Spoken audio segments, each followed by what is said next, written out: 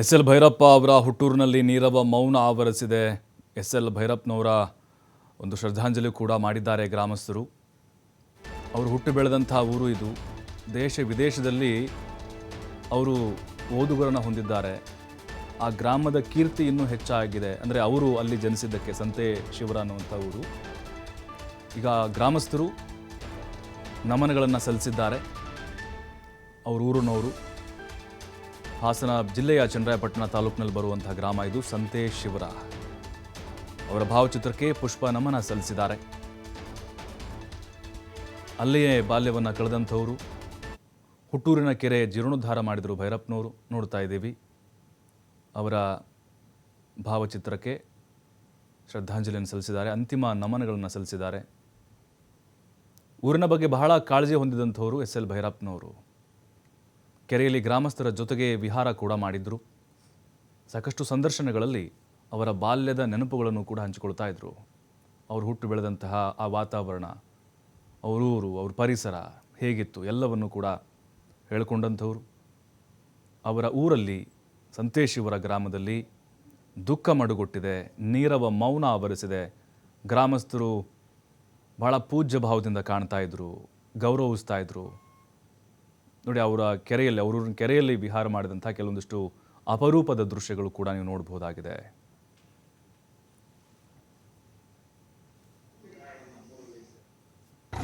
ನೀವು ಎಲ್ಲಿವರೆಗೂ ಈಜ್ತಾ ಇದ್ರಿ? ಅಲ್ಲಿಂದ ಇಲ್ಲಿಗೆ ಈ ಆಂಜನೇಯ ಸ್ವಾಮಿ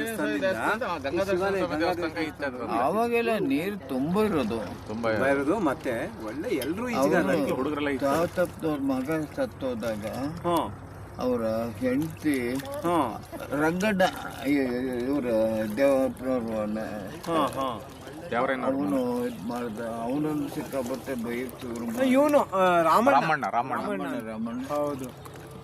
ಅವಾಗ ತಾತಪ್ಪನವ್ರು ಹೇಳಿದ್ರು, ಏನೋ ಅಕಸ್ಮಾತು ಇವನ್ ಬದಲು ಅವನೇ ಸತ್ತು ಹೋಗಿದ್ರೆ ಏನ್ ಮಾಡೋಕ್ಕೂ ಆಗುತ್ತೆ ನೋಡಿ, ಒಳ್ಳೆ ನೀನ್ ಹಾಗೆಲ್ಲ ಇದ್ ಮಾಡಬಾರ್ದು ಅಂತ ಸಮಾಧಾನ ಹೇಳಿದ್ರು. ನೋಡಿ, ಅಲ್ಲ ಜ್ಞಾಪಕ ಇದೆಯಲ್ಲ, ಅಷ್ಟೊಂದು ಹಳೆ ವಿಷಯ ನಿಮಗೆ ಜ್ಞಾಪಕ ಇದೆಯಲ್ಲ? ಹೌದು. ನಾನು ಸ್ವೀಟ್ ಆಡ್ತಿದ್ದೆ. ಅದ್ಯಾವುದು ನೀವು ಎಲ್ಲಿವರೆಗೂ ಈಜ್ತಾ ಇದ್ರಿ? ಅಲ್ಲಿಂದ ಇಲ್ಲಿಗೆ ಈ ಆಂಜನೇಯ ಸ್ವಾಮಿ ಅವಾಗೆಲ್ಲ ನೀರು ತುಂಬ ಇರೋದು. ಮತ್ತೆ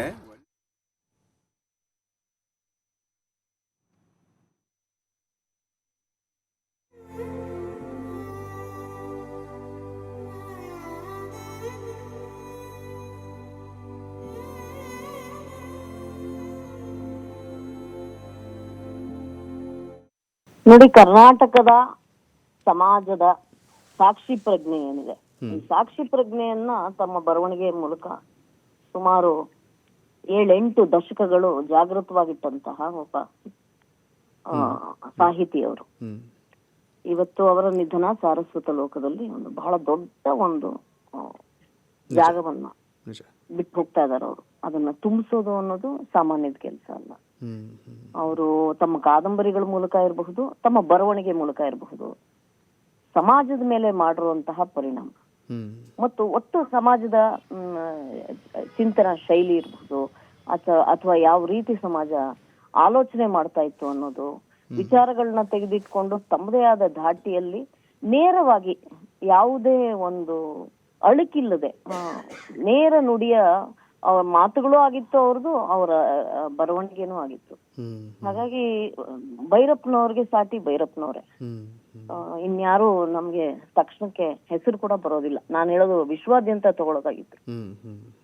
ಬಹಳ ಬಡತನದ ಒಂದು ವಾತಾವರಣದಿಂದ ಹಾಸನ ಚನ್ನರಾಯಪಟ್ಟಣ ಭಾಗದಿಂದ ಬಂದಂತವರು ನಂತರದ ದಿನಗಳಲ್ಲಿ ಅವರು ತಮ್ಮ ಬದುಕನ್ನ ಕಟ್ಕೊಂಡಂತಹ ರೀತಿ ಮತ್ತು ಎಲ್ಲರ ಬದುಕನ್ನ ಕಟ್ಟಿದ ರೀತಿ, ಅವರ ಶಿಷ್ಯರಿರ್ಬಹುದು ಮತ್ತು ಒಟ್ಟು ಸಮಾಜದ ಮೇಲೆ ಅವರ ಪರಿಣಾಮ ಇರಬಹುದು, ಇವೆಲ್ಲವೂ ಬಹಳ ಬಹಳ ಎತ್ತರದ್ದು.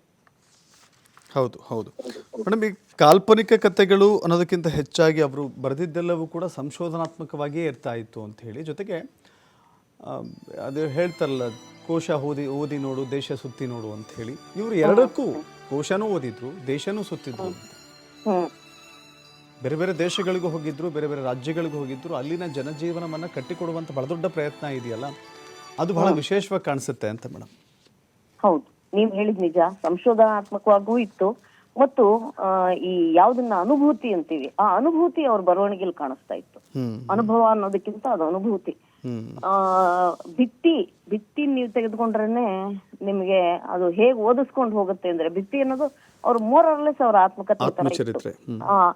ಅದು ಹೇಗ್ ನಿಮ್ಮನ್ನ ಓದಿಸ್ಕೊಂಡು ಹೋಗುತ್ತೆ ಅಂದ್ರೆ, ಅವರ ವರ್ಲ್ಡ್ ವ್ಯೂ ಏನಿದೆ ಅದು ನಿಮ್ ಬಹಳ ಅದು ದಿಟ್ಟವಾಗಿ ಸ್ಪಷ್ಟವಾಗಿ ಅದರಲ್ಲಿ ಕಾಣುತ್ತೆ. ಅವ್ರಿಗೆ ಸಂಗೀತದಲ್ಲಿ ಬಹಳ ಅಭಿರುಚಿ ಇತ್ತು ರೀ, ಶಾಸ್ತ್ರೀಯ ಸಂಗೀತದಲ್ಲಿ ಬಹಳ ಅಭಿರುಚಿ ಇತ್ತು. ಅದೆಲ್ಲವೂ ನಿಮಗೆ ಈ ಸಾಹಿತ್ಯದ ಮೂಲಕ ಅದೆಲ್ಲವೂ ಬರ್ತಾ ಇತ್ತು. ಹಾಗಾಗಿ ಬಹಳ ಬಹಳ ಆಯಾಮಗಳಿದ್ದ ವ್ಯಕ್ತಿ. ಅವರು ಮಾತುಗಳು ಬಹಳ ಕಡಿಮೆ ಆಡ್ತಾ ಇದ್ರು, ಎದುರಿಗೆ ಸಿಕ್ಕಾಗ ಬಹಳ ಕಡಿಮೆ ಮಾತಾಡೋರು. ಆದ್ರೆ ಮಾತಾಡಕ್ ಶುರು ಮಾಡಿದ್ರೆ ತುಂಬಾ ಮಾತಾಡೋರು. ಸಾಮಾನ್ಯವಾಗಿ ಅಷ್ಟು ಮಾತುಗಾರ ಅಲ್ಲ, ಆದ್ರೆ ಮಾತಾಡಕ್ ಶುರು ಮಾಡಿದ್ರೆ ಅವ್ರ ಜೊತೆ ಕೂತ್ರೆ ಸಮಯ ಹೋಗೋದೇ ಗೊತ್ತಾಗ್ತಾ ಇರ್ಲಿಲ್ಲ. ವಿಶೇಷವಾಗಿ ಗೃಹಭಂಗ ನನಗನ್ಸುತ್ತೆ ಅಷ್ಟು ಭಾಷೆಗಳಲ್ಲಿ ಒಂದು ಕಾದಂಬರಿ, ಕನ್ನಡದ ಕಾದಂಬರಿ ಅನುವಾದಗೊಂಡಿರೋದು ಮತ್ತು ಲಕ್ಷಾಂತರ ಕೋಟ್ಯಾಂತರ ಜನ ಓದಿರೋಂಥದ್ದು ಅದೊಂದೇ ಇರಬೇಕು ಅಂತ ಅಂದುಕೊಳ್ತೀನಿ. ನಾವು ಗೃಹಭಂಗದಲ್ಲಿ ಮಾಳವಿಕಾ ಅವಿನಾಶ್ ಅವರನ್ನ ಹೊರತುಪಡಿಸಿ ಗೃಹಭಂಗ ನೋಡ್ಲಿಕ್ಕೆ ಆಗೋದಿಲ್ಲ. ಆ ಅನುಭವವನ್ನು ಹಂಚ್ಕೊಳ್ಳೋದಾದ್ರೆ ಅಂತ ನೋಡಿ, ನಮಗೆ ಭೈರಪ್ಪನವ್ರ ಕಾದಂಬರಿ ಆಧಾರಿತ ಆಗಿತ್ತದು. ಇದು ಇಸ್ಕೋಬೇಕು ಹಾರ, ಭೈರಪ್ಪನವ್ರ ಕಾದಂಬರಿ ಆಧಾರಿತ ಆಗಿತ್ತದು. ಭೈರಪ್ಪನವರು ಬಹಳ ಪ್ರೀತಿಸಿದ ಒಂದು ಕಾದಂಬರಿ ಕೂಡ ಅದಾಗಿತ್ತು. ಮತ್ ಅವ್ರೇನ್ ಮಾಡೋರು, ನಮ್ಗೆ ಬಂದ್ ಕೂತ್ಕೊಳ್ಳೋರು ಸೆಟ್ ಅಲ್ಲಿ ಏನ್ ಮಾಡ್ತಾ ಇದೀವಿ ಅಂತ ನೋಡಕ್ಕೆ. ಬಂದ್ ಕೂತಾಗ ಒಂದು ಗೃಹಭಂಗದ ಬಗ್ಗೆ ನಾವು ಮಾತಾಡ್ತಾ ಇದ್ವಿ, ಇನ್ನೊಂದು ಅವರು ಆಗ ಈ ತಕ್ಷಣದ ಕಾದಂಬರಿ ನನಗೆ ತಲೆಗೆ ಹೆಸರು ಬರ್ತಾ ಇಲ್ಲ, ಆವರಣ ಅಂತ, ಆವರಣಕ್ಕೆ ರಿಸರ್ಚ್ ಮಾಡ್ತಾ ಇದ್ರು. ಸೊ ನನ್ ಜೊತೆ ತುಂಬಾ ಈ ಹೆಣ್ಮಕ್ಳು, ಸ್ತ್ರೀ ಸಂವೇದನೆ ಇದೆಲ್ಲ ಬಹಳ ಗಂಟೆಗಟ್ಲೆ ನಾವು ಮಾತಾಡಿದೀವಿ. ಮತ್ತ ಅದೆಲ್ಲೋ ಅದು ಪ್ರತಿಬಿಂಬಿಸಿದಾರೆ ಅವ್ರ ಬರವಣಿಗೆಲೆ, ಅದು ಕಾಣಿಸುತ್ತದ ನಮ್ಗೆ. ಹಾಗೆ ಬಹಳ is N encyclopaedia in himself. ಅವ್ರ ಬಗ್ಗೆ ಮಾತಾಡ್ತಾ ಹೋದ್ರೆ ಎಷ್ಟಾದ್ರೂ ಮಾತಾಡ್ತಾ ಹೋಗ್ಬೋದು. ಅತ್ಯಂತ ಮನಸ್ಸಿಗೆ ಹಿಡಿಸಿದ್ದು ಕಾದಂಬರಿ ಎಸ್ ಎಲ್ ಭೈರಪ್ಪ ಅವರದ್ದು ಅಂತ ಹೇಳಿದ್ರೆ ನನಗೆ ಪರ್ವ ತುಂಬಾ ಇಷ್ಟ, ಮಹಾಭಾರತದ ಆಧಾರಿತವಾಗಿತ್ತು. ಗೃಹಭಂಗನೂ ತುಂಬಾ ಇಷ್ಟ. Okay okay. ಹೇಗೆ ಮಿಸ್ ಮಾಡ್ಕೋತೀರಿ ಮೇಡಮ್ ಎಸ್ ಎಲ್ ಭೈರಪ್ಪ ಅವರನ್ನ ಸಾಹಿತ್ಯ ಲೋಕದಲ್ಲಿ? ಜೊತೆಗೆ ಇಂಥ ಕಾದಂಬರಿ ಬರಬೇಕು ಅಂತ ಹೇಳಿದ್ರೆ ಬಹುತೇಕ ಅವರು ಬರೆದಿದ್ದೆಲ್ಲವೂ ಕೂಡ ಅನೇಕ ಧಾರಾವಾಹಿಗಳಾಗಿದ್ದಾವೆ, ಸಿನಿಮಾಗಳಾಗಿದ್ದಾವೆ, ನಾಟಕಗಳಾಗಿದ್ದಾವೆ ಅಂತ ಕಥಾವಸ್ತುವನ್ನ ಕೊಟ್ಟುವಂಥವ್ರು ಅವರು ಅಂತ. ಎಲ್ಲವೂ ಒಂಥರ ಜನಸಾಮಾನ್ಯರಿಗೆ ಪ್ರೀತಿ ಆಗೋದು, ಅರ್ಥ ಆಗೋದು ಅವರ ಬರವಣಿಗೆ. ಅದೇನೋ ತುಂಬಾ ಗಂಭೀರವಾದ ಸಾಹಿತ್ಯ, ತುಂಬಾ ಸಂಕೀರ್ಣವಾಗಿರುತ್ತೆ, ಓದೋರ್ಗೆ ಅರ್ಥ ಆಗಲ್ಲ, ಆ ಥರದ್ದಲ್ಲ. ಎಂಥವ್ರನ್ನು ಓದಿಸ್ಕೊಂಡು ಹೋಗುವಂತಹ ಬರವಣಿಗೆ ಶೈಲಿ ಇತ್ತು. ಮತ್ತು ಬದುಕನ್ನ ಅವರು ಬಹಳ ಸರಳವಾಗಿ ತಮ್ಮ ಬರವಣಿಗೆ ಮೂಲಕ ತಿಳಿಸೋರು. ನ ಭೂತೋ ನ ಭವಿಷ್ಯತಿ, ಅವ್ರಿಗೆ ಸಾಟಿ ಬೇರೆ ಯಾರು ಇಲ್ಲ. ಕೆಲವು ವಿವಾದಗಳು ಬಂದಾಗ್ಲೂ ಕೂಡ ಅವರು ಜಗ್ಲಿಲ್ಲ ಬಗ್ಲಿಲ್ಲ, ಮಾತು ಅವರ ಕೃತಿ, ಅವರು ಅಷ್ಟೇ ಕಟಿಬದ್ಧರಾಗಿ ತಮ್ಮ ಕೃತಿಗಳಿಗೆ ಸ್ಟಿಕ್ ಆನ್ ಆಗ್ತಿದ್ರು ಅಂತ. No compromise. ಹೌದು, no compromise on his ideology, what he believed in. ಅವ್ರು ತಾವು ಯಾವ್ದನ್ನ ನಂಬಿದ್ರು ಅದ್ರ ಬಗ್ಗೆ ಅವ್ರಿಗೆ ಒಂದ್ ಎಳ್ಳಷ್ಟು ಅತ್ಲಾಗಿ ಅವರು ಅದನ್ನ ಬಿಟ್ಕೊಡ್ತಾ ಇರ್ಲಿಲ್ಲ, ತಮ್ಮ ಸಿದ್ಧಾಂತವನ್ನ, ತಮ್ಮ ನಂಬಿಕೆಗಳು. ಭೈರಪ್ಪ ಅವ್ರನ್ನ ನೋಡಿದ್ರೆ ಇತ್ತೀಚಿನ ಯುವ ಸಾಹಿತಿಗಳು ಏನನ್ನ ಅಳವಡಿಸ್ಕೊಳ್ಬಹುದು ಅವ್ರ ಗುಣ ಅಂತ ನಿಮ್ ಪ್ರಕಾರ? ಬದುಕನ್ನ ಸರಳವಾಗಿ ನೋಡೋದು ಮತ್ತು ಅನುಭವಾತ್ಮಕವಾಗಿ ನೋಡೋದು, ಅದನ್ನ ಹಾಗೆ ಕಟ್ಕೊಡೋದು, ಇಷ್ಟೇ.